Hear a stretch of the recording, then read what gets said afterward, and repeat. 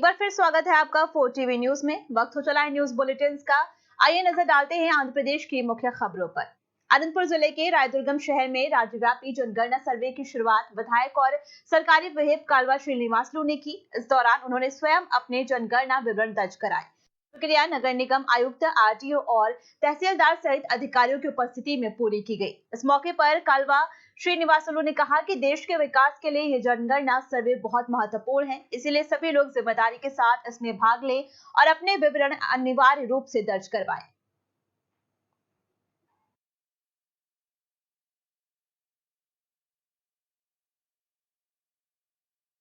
యంత్రాంగాన్ని సన్నద్ధం చేసింది। ఈ రోజు నుంచి గృహ గణన ప్రారంభమైంది। ఎవరికి వాళ్ళు స్వీయ గృహ గణన చేసుకునే వెసులుబాటు భారత ప్రభుత్వం మనకు కల్పించింది। సెన్సస్ కమిషన్ ఆఫ్ ఇండియా భారత హోం మంత్రిత్వ శాఖ ఆధీనంలో పనిచేసే వ్యవస్థ ద్వారా ఈ జనాభా లెక్కింపు కార్యక్రమం కొనసాగుతుంది। ఈ రోజు నుంచి ఈ నెల 30వ తేదీ వరకు స్వీయ గృహగణన చేసుకునే వెసులుబాటు ఉంది। కుటుంబ యజమాని పేరు, ఆ కుటుంబంలో సభ్యుల పేర్లు, సభ్యుల సంఖ్య ఇవన్నీ కూడా ఈ స్వీయ గణనలో మనం నమోదు చేసుకోవచ్చు। ఆధార్ నంబరు ఎంటర్ చేయాల్సిన అవసరం లేదు। राज्य के उद्योग मंत्री टीजे भरत ने जगमोहन रेड्डी पर तीखा हमला करते हुए कहा कि वे ब्रह्मानंदन से बड़े कॉमेडियन बन गए हैं। उन्होंने ये टिप्पणी मुख्यमंत्री चंद्रबाबू नायडू के जन्मदिन के अवसर पर आयोजित कार्यक्रम में की। मंत्री ने रायदुर्गम में जुम्बकेश्वर स्वामी मंदिर में पूजा अर्चना में भाग लिया और विभिन्न विकास कार्यों का उद्घाटन किया। जनसभा को संबोधित करते हुए उन्होंने आरोप लगाए कि जगन के शासनकाल में अराजकता फैली रही और सोशल मीडिया पर विरोध करने वालों पर सीआईडी केस दर्ज कर उन्हें परेशान किया गया। उन्होंने कहा कि अमरावती को राजधानी का कानूनी दर्जा देने में समर्थन न देने से जगन राज्य के हितों के खिलाफ खड़े हुए। टीजे भरत ने भरोसा जताया कि राज्य का समग्र विकास केवल चंद्रबाबू नायडू के नेतृत्व में ही संभव है। साथ ही रायदुर्गम में टेक्सटाइल पार्क और टेम्पल टूरिज्म को बढ़ावा देने का आश्वासन दिया गया।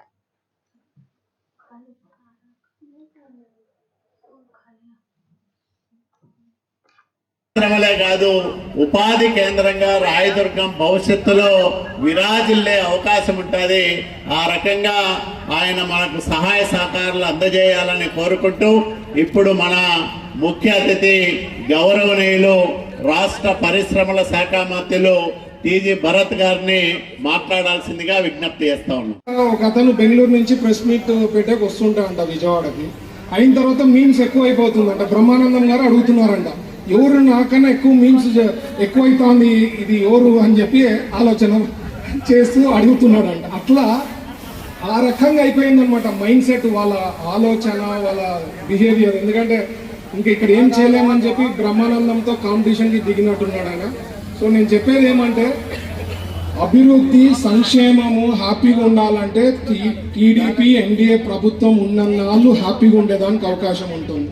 అది మీరు మైండ్లో పెట్టుకోవాలి। డెవలప్మెంట్ విషయంలో కూడా ఈరోజు నాకు మధ్యాహ్నం కమిషనర్ గారు వచ్చి నియోజకవర్గంలో ఏమేమి డెవలప్మెంట్స్ అయినాయి, ఎన్ని కోట్లు తెచ్చాము, ఏమైతా ఉందనేది అన్ని క్లియర్ కట్గా ఎక్స్ప్లెయిన్ చేయడం జరిగింది। So future is bright. మీ పిల్లలకి ఉద్యోగాలు కావాలా, సెటిల్ కావాలా, మీ దగ్గర ఉండాలా అంటే మా లాంటి ప్రభుత్వం, కాల్వ శ్రీనివాసులు గారు లాంటి ఎమ్మెల్యే మీకు ఉన్నారంటే ఫ్యూచర్ అనేది బాగుంటుంది। ఇది ఎప్పుడు మీరు మైండ్లో పెట్టుకొని ఆలోచన చేసి డిసిషన్స్ తీసుకోండి। అంతేగాని ఏదో చిన్నవో చితకవో కాలేదనో బాధపడి ఏదన్నా నెగిటివిటీ వస్తే అది రివర్స్ అయ్యేదానికి అవకాశం ఉంది। కాబట్టి మీరు తలుచుకోవాల్సింది 19 నుంచి 24 పీరియడ్లో ఏం జరిగింది అనేది ఆలోచన మీకు వస్తే ఆన్సర్ ఆటోమేటిక్ వస్తుంది। ఎందుకంటే ఆ టైంలో ఈవెన్ ఇన్స్టాగ్రామ్, ఫేస్బుక్లో షేర్ చేయాలంటే సిఐడి కేసులు పెట్టిన పరిస్థితి ఉండింది। ఆ రకంగా ఉండేది ఆ బిహేవియర్। సో ఇట్లాంటివన్నీ కూడా తుడిచిపెట్టిన దానికి 2024లోనే ప్రజలే ఆ రకంగా తీర్పు ఇవ్వడం జరిగింది। ఫ్యూచర్ ఈజ్ బ్రైట్, బాగుంటుంది। మన కాల్వ శ్రీనివాసులు గారు మంచిగా డెవలప్ చేస్తున్నారు। ప్రతిదీ ఆలోచన చేసి ఏ రకంగా అయితే అభివృద్ధి చేయాలో మన నియోజకవర్గంని ప్లాన్గా చేస్తున్నారు.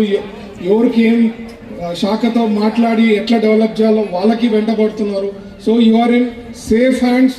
మీరు ఎప్పుడు కూడా కాలువ శ్రీనివాసులు గారిని ఎన్డీఏ ప్రభుత్వంని పోగొట్టుకోకుండా ఎల్లవేళ మా ప్రభుత్వమే కొనసాగితే హ్యాపీగా ఉండేదానికి మీకు బాగుంటుందని చెప్తూ ఈ అవకాశం ఇచ్చిన మిత్రులకి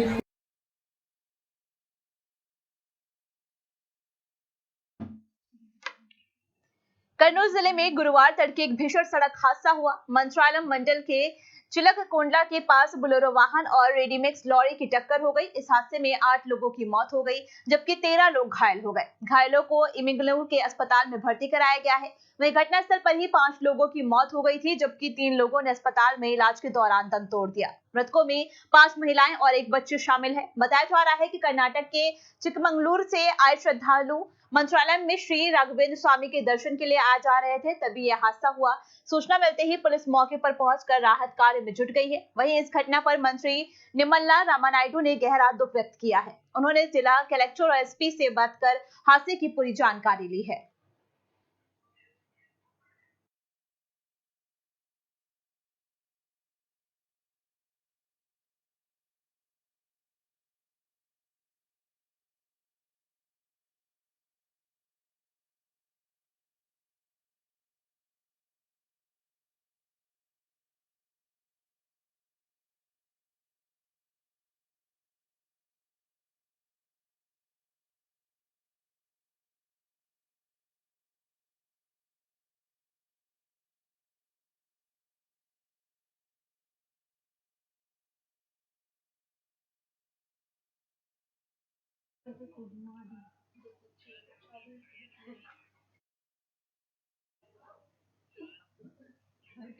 आंध्र प्रदेश में होने वाले आगामी नगर निकाय चुनावों की तैयारियां शुरू हो गई हैं। इसके तहत वार्ड और डिवीजन के पुनर्विभाजन की प्रक्रिया आधिकारिक रूप से शुरू की गई है। ये प्रक्रिया राज्य के 13 नगर निगमों, 87 नगर पालिकाओं और कई नगर पंचायतों में लागू होगी। अधिकारियों द्वारा पहले मौजूद और नए वार्ड डिवीजनों की सीमाएं तय की जाएंगी। इसके बाद प्रारंभिक अधिसूचना जारी कर जनता से सुझाव और आपत्तियां मांगी जाएंगी। प्राप्त सुझावों के आधार पर आवश्यक संशोधन किए जाएंगे और अंतिम मंजूरी के लिए जिला कलेक्टरों के माध्यम से सरकार को भेजा जाएगा। इस पुनर्गठन के बाद वार्ड और डिवीजनों की कुल संख्या बढ़कर 3942 होने की संभावना है, जिसमें 736 नए वार्ड डिवीजन शामिल होंगे। इस कदम का उद्देश्य प्रशासनिक कार्यक्षमता को बढ़ाना और जनता को बेहतर प्रतिनिधित्व सुनिश्चित करना है।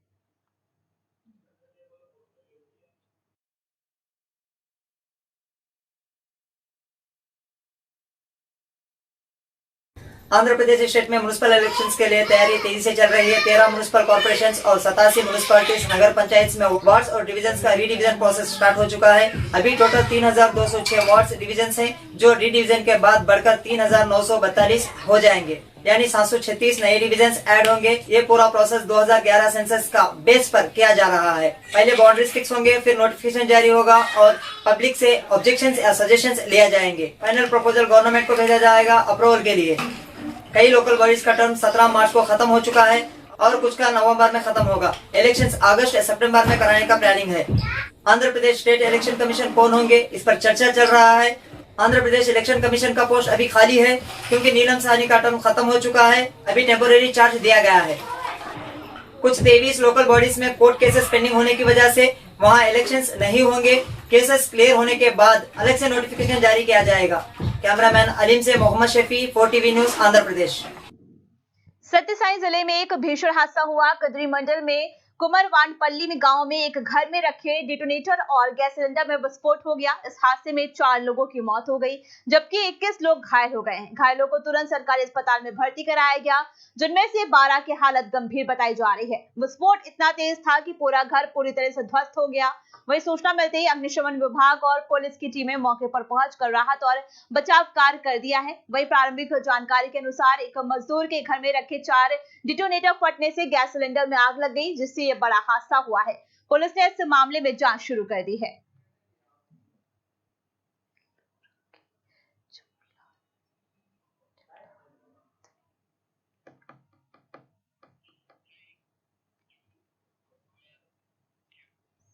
नेल्लोर के जुवलातत्री फिशिंग हार्बर को लेकर वाईएस जगन मोहन रेड्डी ने राज्य सरकार पर गंभीर आरोप लगाए।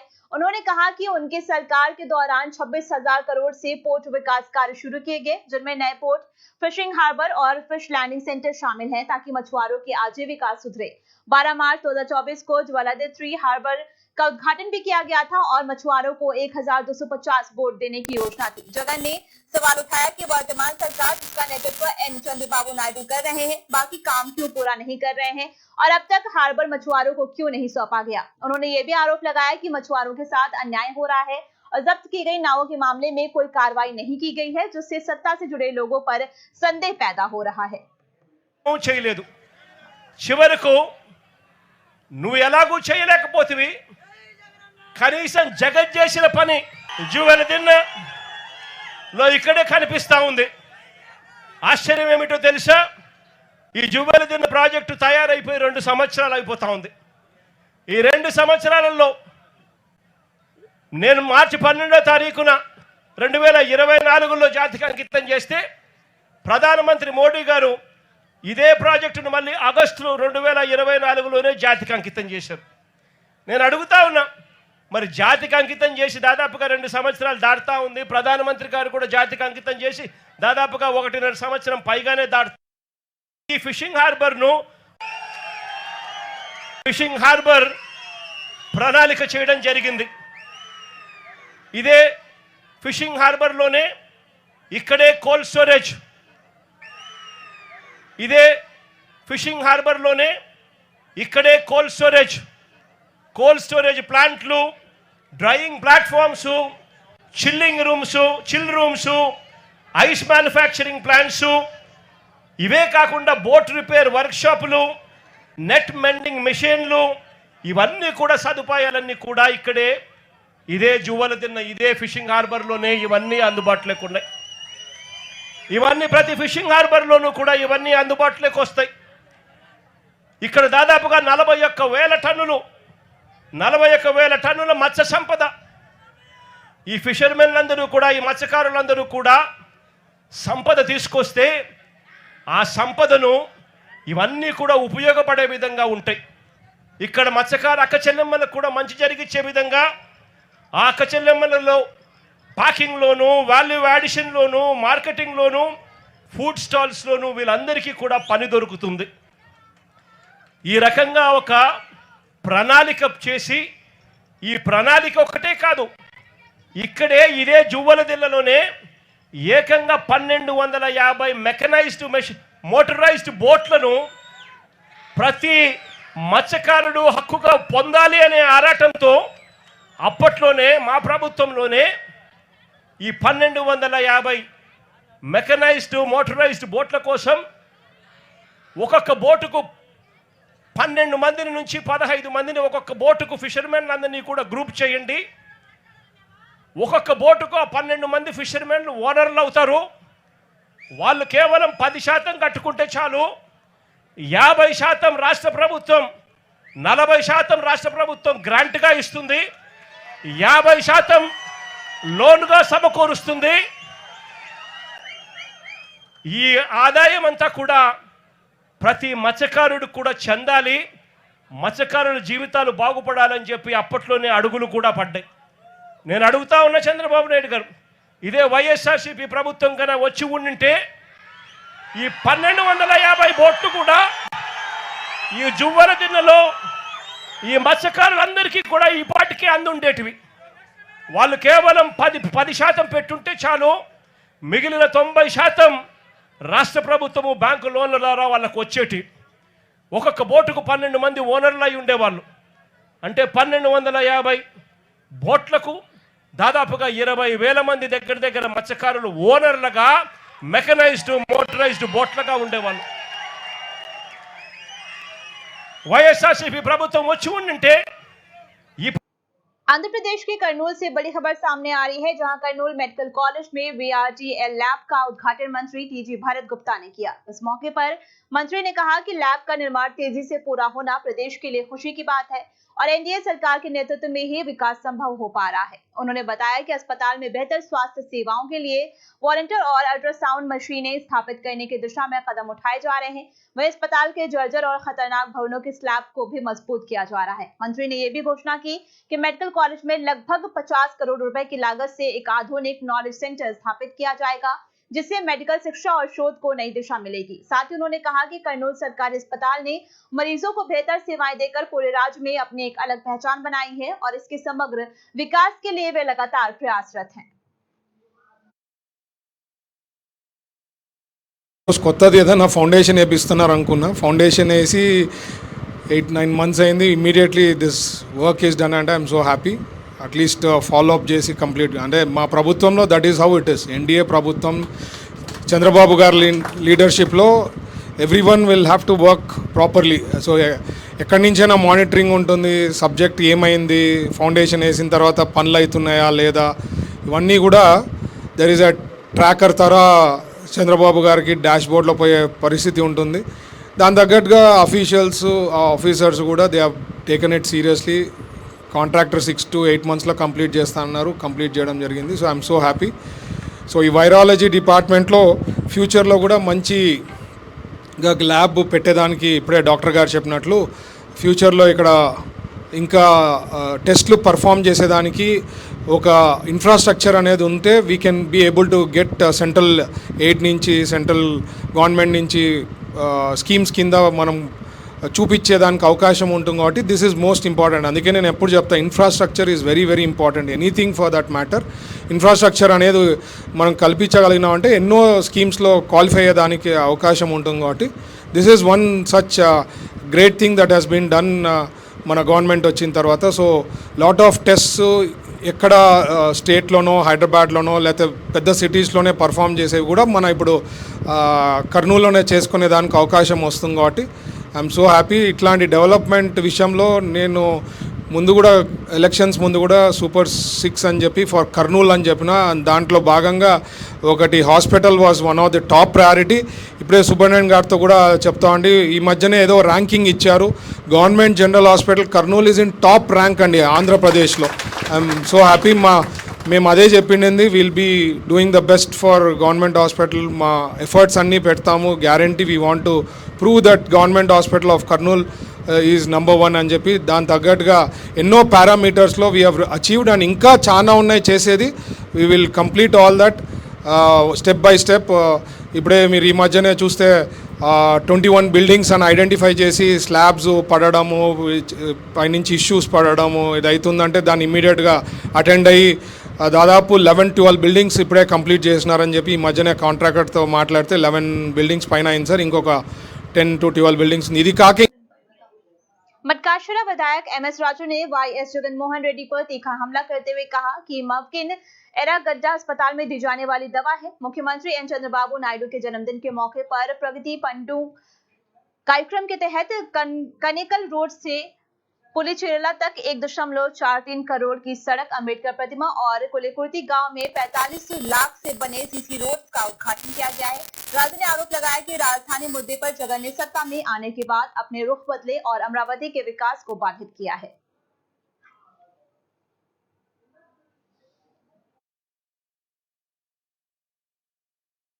జన్మదిన సందర్భంగా 10 రోజుల పాటు ఈ నియోజకవర్గ ప్రజల సమక్షంలో ఇంత అద్భుతంగా కార్యక్రమాలు ప్రారంభం చేస్తా ఉన్నాం. మీ అందరితో కన్నా రాజధాని నిర్మాణం కన్నా చరిత్రలో చంద్రబాబు నాయుడు గారు చిరస్థాయిగా నిలబడిపోతాడు. విశ్వనగరాన్ని తలదన్నేలా అమరావతి నిర్మాణం కొనసాగుతా ఉంది. 14 నుంచి 19 వరకు ఏ రకంగా అయితే అమరావతిని ముందుకు తీసుకెళ్లారు, ఇప్పుడు అంతకంటే రెట్టింపు ఉత్సాహంతో అమరావతి నిర్మాణం కానీ పోలవరం నిర్మాణం అనుకుంటా మీకు చూపిస్తా ఒక్క నిమిషం. आंध्र प्रदेश के मुख्यमंत्री चंद्रबाबू नायडू ने देश की पहले क्वांटम फैसिलिटी सेंटर का अमरावती में उद्घाटन किया। SRM यूनिवर्सिटी और गन्नावरम स्थित मेधा टावर्स में स्थापित IS और IQ क्वांटम टेस्ट बेड्स को उन्होंने राष्ट्र को समर्पित किया। इस तरह क्वांटम टेस्ट रेफरेंस फैसिलिटी रखने वाला पहला राज्य बनने का गौरव आंध्र प्रदेश को मिला है। इस परियोजना में Tata institute of fundamental research ने तकनीकी सहयोग दिया है। इस कार्यक्रम में नेशनल क्वांटम मिशन के सदस्य, IIT प्रोफेसर, क्वांटम वैज्ञानिक, स्टार्टअप प्रतिनिधि, रिसर्च स्कॉलर और निपुण विशेषज्ञ शामिल हुए। साथ ही राज्य भर की यूनिवर्सिटीज और कॉलेजों के लगभग 1.5 लाख छात्र कार्यक्रम को वर्चुअली जुड़ रहे हैं।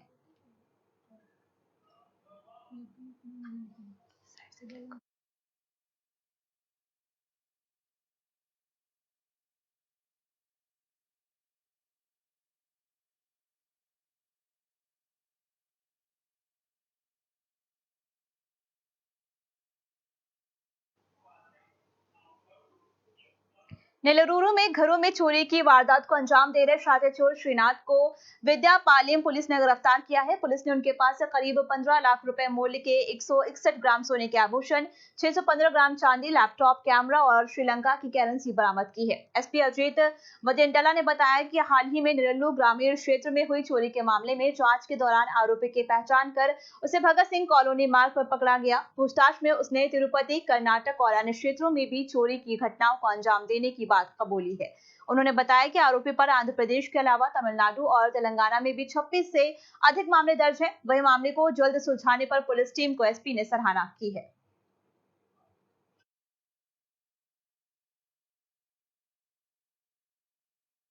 రియలైజ్ వాళ్ళ గ్రిల్ బ్రేక్ చేసి ఉంది, మెయిన్ డోర్ లాక్ బ్రేక్ చేసి ఉంది అండ్ దెన్ థెఫ్ట్ జరిగింది అన్నది మనకి పోలీస్కి ఇన్ఫార్మ్ చేయగానే ఇమీడియట్గా టెక్నికల్ సర్వేలెన్స్ స్టార్ట్ అయింది అండ్ ఫీల్డ్ ఇన్ఫర్మేషన్ కూడా తీసుకోవడం జరిగింది.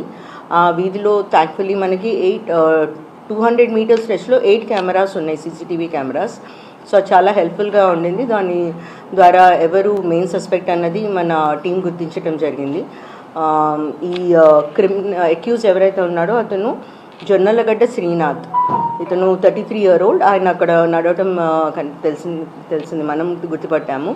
దెన్ టీమ్స్ ఫామ్ చేసి అతన్ని తీసుకురావడం జరిగింది, అప్రిహెండ్ చేయడం జరిగింది. సో మెయిల్గా మన recovery is 161 grams of gold. మొత్తం గోల్డ్ మనకి ఇంటాక్ట్గా రికవరీ అయింది కేసులో. అది కాకుండా వేరే కేసెస్కి సంబంధించినవి కావలి రూరల్లో కేసులో సంబంధించిన ఒక సిల్వర్ 75 grams అండ్ ఒక ల్యాప్టాప్ HP by night కూడా రికవరీ అయింది. ఈ క్రిమినల్ ఎవరైతే ఉన్నారో జొన్నలగడ్డ శ్రీకాంత్, ఇతను చెన్నై, తమిళనాడు అండ్ హుబ్లీ, కర్ణాటక, దెన్ తెలంగాణలో Ibrahimpatnam police stations, then Rajahmundry, Amalapuram and Ongole, ఈ అన్ని ప్లేసెస్లోనూ ఇతని మీద కేసెస్ రిజిస్టర్ ఉన్నాయి. మొత్తం 33 కేసెస్ రిజిస్టర్ అయి ఉన్నాయి. సో ఈ ఇంటర్ స్టేట్ క్రిమినల్ని మన టీం న్యాప్ చేయడం జరిగింది and complete intact property recovery చేయడం జరిగింది. So congratulations to the Vedayapalem team and under the supervision. Andhra Pradesh की इन मुख्य खबरों में फिलहाल इतना ही। हम फिर हाजिर होंगे एक नई अपडेट के साथ। तब तक के लिए लेते हैं एक छोटा सा ब्रेक।